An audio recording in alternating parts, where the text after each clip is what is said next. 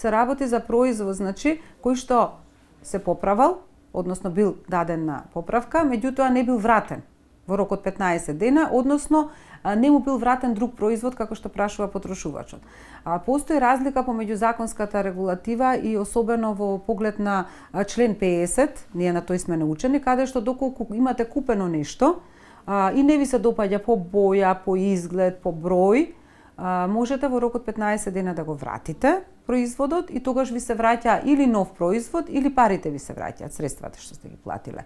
Меѓутоа, знаете, тогаш треба да не е оштетен производот, да не е облекуван, доколку е текстил, да не му се тргнати пломбите и слично, и затоа многу пишувавме и во тој случај ви имате право или на враќање на друг производ давање во ваш избор или на средствата.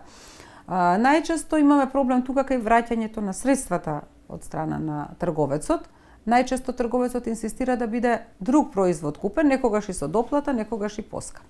Кога се работи за производ кој што се расипал, вообичаено нели ни доаѓа на ум дека тоа е производ кој што е или апарат за домаќинство или технички сложен производ, односно некоја бела техника, се расипал, значи во тој случај вие имате право, мислам, да го однесете кај трговецот, да го вратите, доколку е погабаритен производот, да му се јавите на трговецот да го земе. Најчесто се оди до трговецот ви вели однесете го на сервис, затоа што нели таму имате гарантен лист за тој производ и таму имате овластени сервисери и вообичаено потрошувачот го носи на сервисер.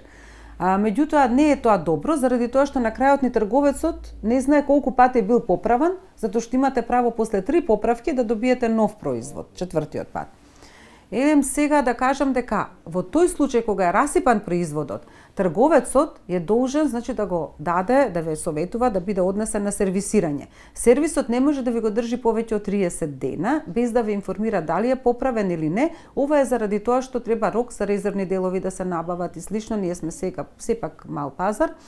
И така е во законот ставено и тогаш потрошувачот доколку не се поправи производот добива нов производ.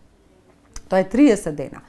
Меѓутоа, доколку се поправи, а имавме ситуација каде што производот се поправаше на некој начин колку да проработи, па потоа повторно се расипуваше и така во некој недоглед, затоа ограничувањето е до 3 пати и потоа ви се имате право да добиете нов производ.